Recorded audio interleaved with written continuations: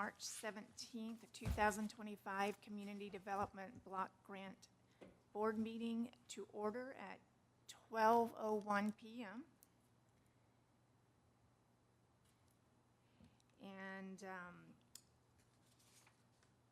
with this, we have Board Member Dorothy Wilson, Board Member Rodney Wilson, Board Member Donna Evans, and Board Member Stephanie Phillips. At this time, if I could have Mr. Wilson, Ms. Evans, and Ms. Phillips stand, and I will administer the oath of office to you. Actually, Stephanie, I'm sorry, can I grab your oath? Yeah. I just need, okay.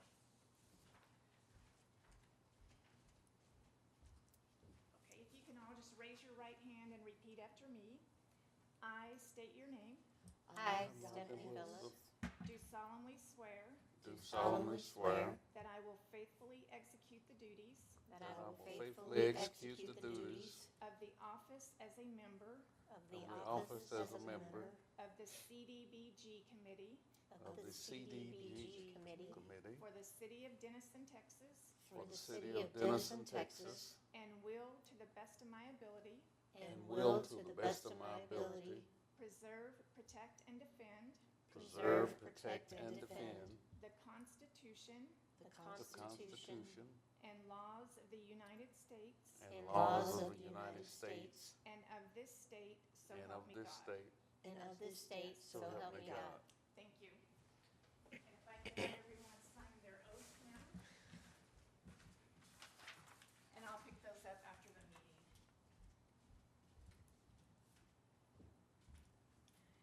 And we don't have anyone here for public comments, so we'll go ahead to the next item. And that item is hold a discussion and take action on the selection of a chair and vice chair, each to serve a 2-year term. We can either wait for Mr. Petrie and come back to this item when we have a full board, or, okay, all right. We're going to come back to item 3A once Mr. Petrie arrives, and we'll go ahead with item 3B, receive a report, hold a discussion, and take action on approving the minutes from the meeting held on November 4th, 2024, and we just need a motion and a second. I'll motion. Okay? Second. All right, thank you. All right. The next item is 4A, update on consolidated plan, and Robert Lay is here to give us that item. Right, so the next two items, there's no action needed on those, they're informational only. I give a chance for you to ask questions. For the good of the new members, I'm gonna probably provide a little bit of extra information. So, just to introduce the grant that we get from HUD and how we use it, and what our next steps are with the grant currently. So, the city of Denison is an entitlement community. That means we get money annually from the Department of Urban and Housing Development. And how much money we get depends on a few different factors: population size, demographic data, how many low to moderate income people we have in our communities, housing conditions, among several other factors. So we receive our money from HUD through the CDBG program, so that's Community Development Block Grant. This funding is designed to help low to moderate income households and other areas that are designated as low to moderate income areas throughout the city. HUD provides us a map that shows what they believe are what we call LMI. So LMI just stands for low to moderate income areas in our city. That map, sometimes I question where they get their data from, because we know our city the best and where our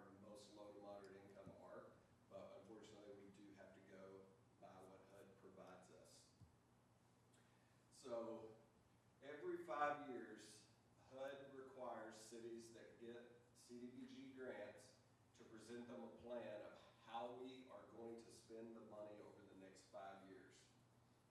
We are at the beginning stages of the 5-year consolidated plan.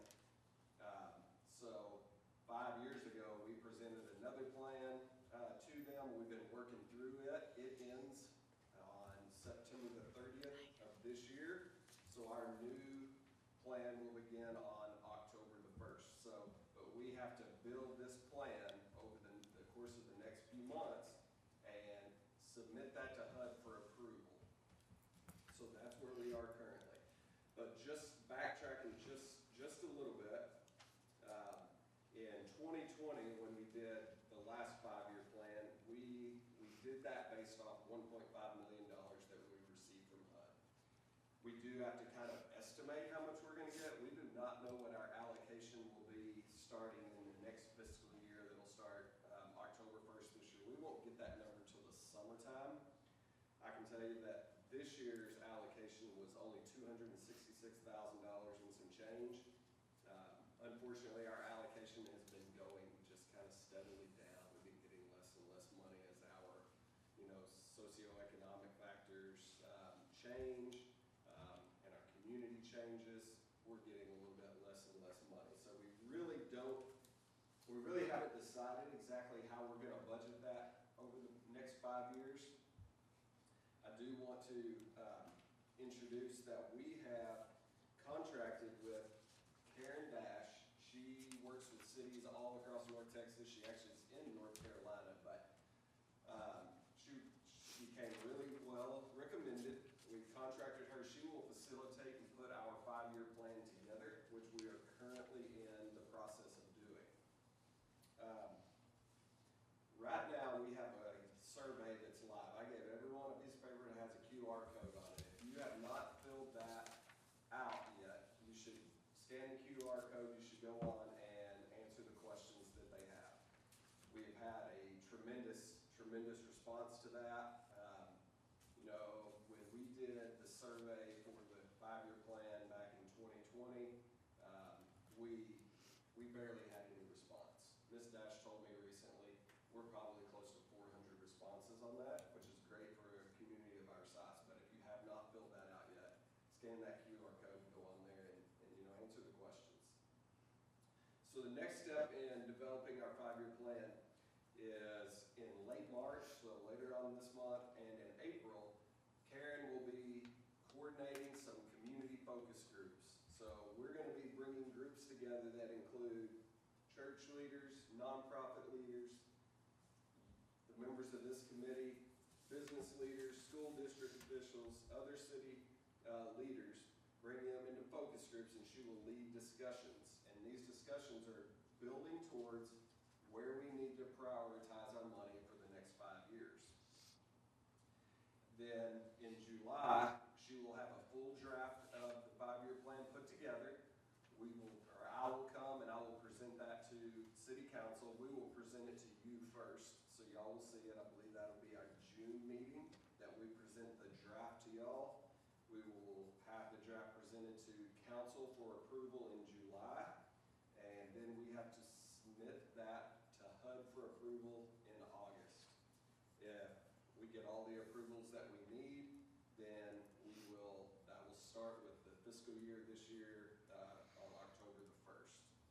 Again, don't exactly know how much money we're going to get allocated. We worked off $1.5 million, so we're rounded to about $300,000 a year. Obviously, this year we did not get $300,000. It was the $266,000. So I don't know the number we're exactly going to basically budget off of. That will come through these meetings and with some more information as we gather it. So how do we use CDBG money currently? We use it in 4 different ways. One of them simply, we use some of the funding for administrative purposes for like myself, to administer the program on a daily basis. But we do emergency repairs for low to moderate income residents at their home. We use it for compliance activities.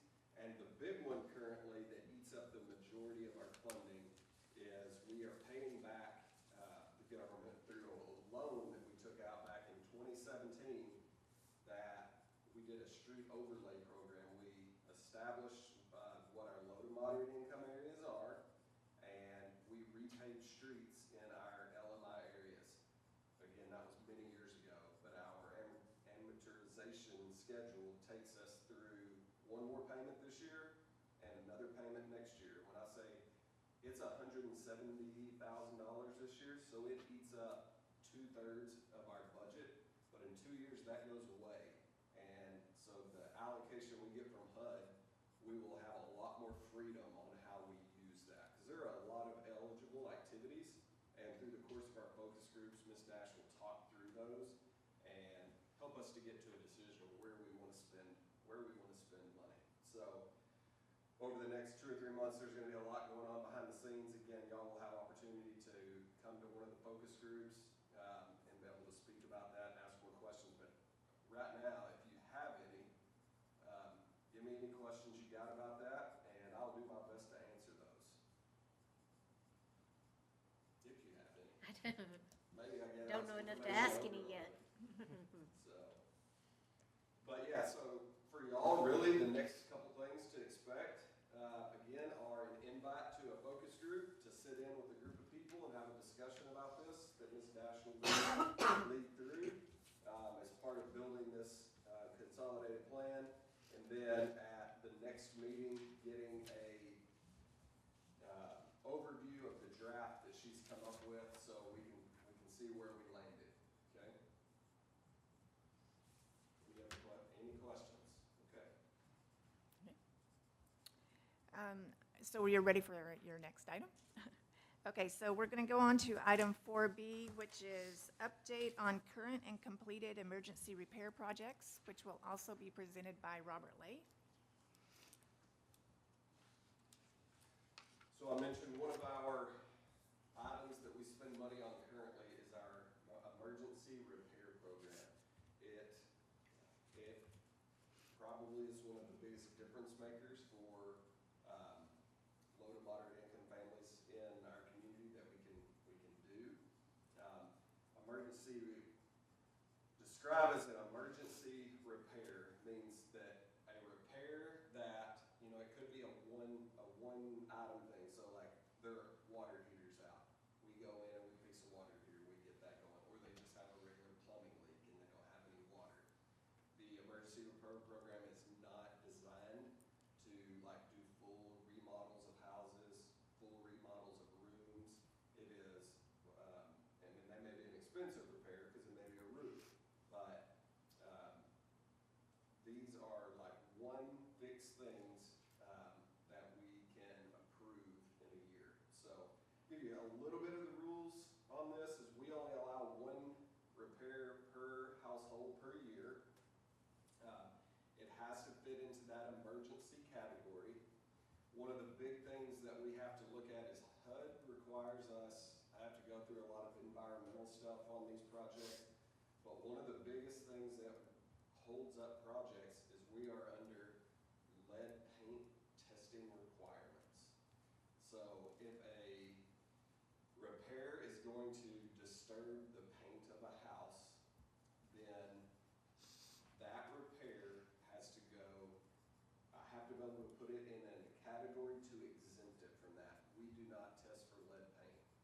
Our budget would never allow us to test for lead paint, so if a project requires anything to disturb paint and I can't fit it into an exemption, we can't complete that. Good thing is the exemptions are really broad. So if a house has elderly only, 62 and up as defined by HUD, then that's an exemption. So if it's replacing a water heater and they have to knock out a wall, it doesn't matter because that's an exemption. Another exemption is if it is like a true structural emergency type. So if literally a life, health, safety issue, it can fit into an exemption. So the way the exemptions work, it allows us to do a lot of things. But it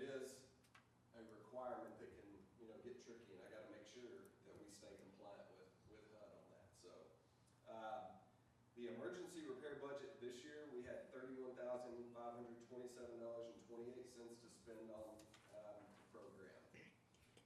So far for the year, we have done one roof replacement. We have done one plumbing leak and bathtub replacement. So when we went into that particular house, the leak was under the bathtub.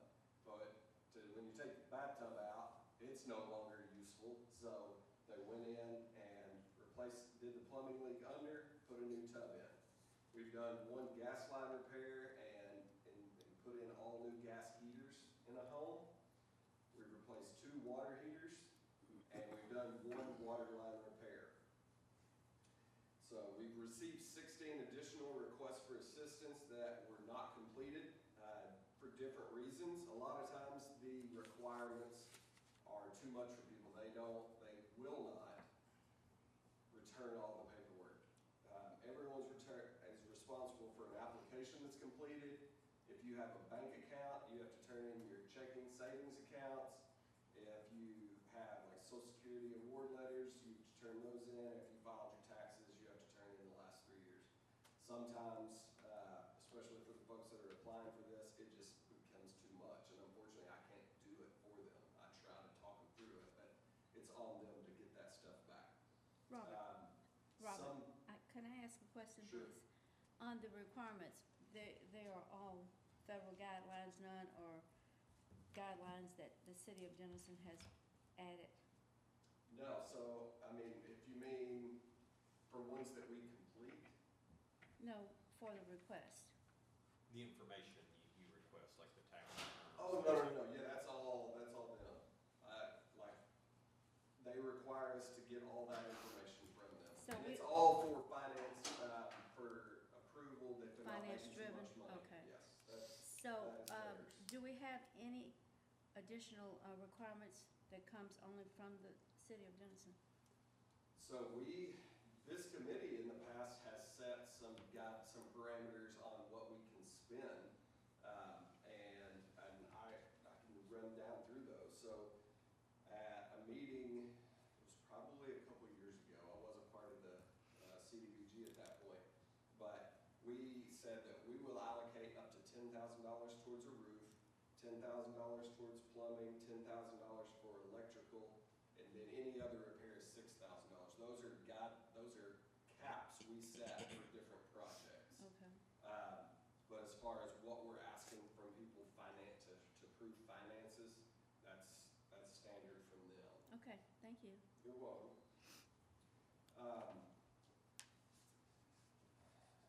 So we have had actually a couple of projects that people did not follow through with the application process just simply because I was able to tell them, your project is going to be significantly more than what we can allocate. We do every now and again have people that will apply that it might be just a little bit more and they can make up that difference. So if a roof is $10,500, I go, hey, we got 10,000, you've got to come up with 5. We have sometimes that they will do that. So just because it's over, we don't just kick them out. We do give them options, and we have companies around here that when they know the situations, that'll work with them. So a lot of them are able to go ahead and get their work done. I will tell you as well that we have, it's not through CDBG, it's through the city, we have a minimum property standards assistance fund. And it allows me to do a little bit more than what I'm not under their rules, because it's a city-run program, it's a general fund. And sometimes on these projects, I can commingle the money to make the projects work. And, my attitude about it is, they need this done. It's an emergency repair, so let's figure out a way to get it done. And it works being able to do that.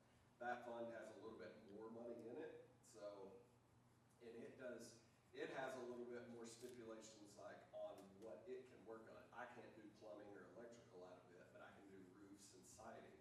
CDBG can't do siding, so, but it can do roofs. So sometimes to save money in one pot or the other, because it doesn't, do half CDBG, half MPS, and that $10,000 roof doesn't all have to come out of one fund, so we can do more. So let's see, so right now currently, we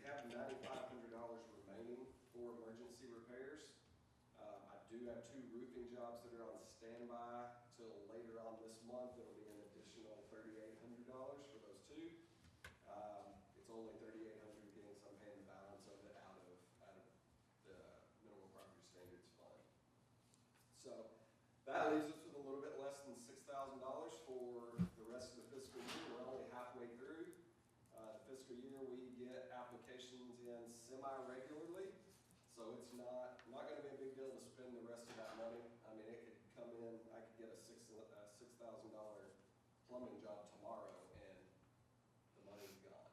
So we will be done for the year, which is unfortunate, but that's where we're at currently right now. Just so you have an idea of what a low to moderate income resident looks like in the city of Denison, and this stuff comes from, this is set by HUD. It's not set by the city.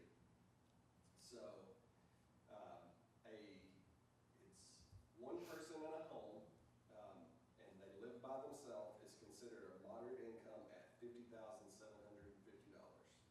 For 2 people, that jumps up to $58,000. For 3 to $65,000, and it's about $7,000 jump. But the deal is, the people that we're serving, it goes down to what's considered very low income for 1 person making $31,700 or less, or extremely low income, 1 person making $19,050. Most of the people that we serve through this, they're not touching moderate income. They are very low income and less. I mean, it's quite shocking how little people actually live on. So, that kind of gives you an idea. If you ever wanted to see that chart, I have it. You can see what HUD calls low to moderate income within the city. I can show you the map as well as the areas that they designate. Now, an LMI house can be anywhere. It doesn't have to be in a designated area per se, but there are just whole areas as well. HUD doesn't require you to designate the funds towards target areas? It does not. It does not. Now, when we did that street overlay program, it did, because we weren't serving houses, we were serving areas. But a low moderate income person can live anywhere in the Okay. city limits. So that was just a brief recap of where we are with the emergency repair program. At the last meeting of the year, I will go more into demographics and who received the funds and get a little bit more detailed. But that gets us up to date with where we are currently. So any other questions about emergency repair program?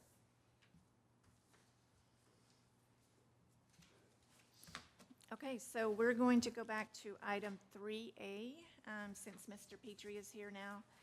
That is hold a discussion and take action on the selection of a chair and vice chair, each to serve a 2-year term. So what I'll do is I will open the floor for a nomination for chair, or if somebody wants to step up to the plate and volunteer. Okay. I'll volunteer, Okay. unless somebody else has a nomination. Are there any nominations? Okay. With that, Ms. Dorothy Wilson has volunteered as chair. So we will take her volunteer, her kind volunteer, and have her be our chair of the board. I'll volunteer. For chair? I'm sorry, for vice chair, sorry. Okay. Oh, okay. Okay, so, let's see. Is there anyone else who wanted to volunteer, or were there any nominations for vice chair? Okay, so Ms. Evans, thank you for that. So we have Ms. Wilson as chair and Ms. Evans as vice chair. All right, thank you very much. And if there are no other questions for Mr. Lay, this meeting will stand adjourned at 12:26. Thank you. Thank you.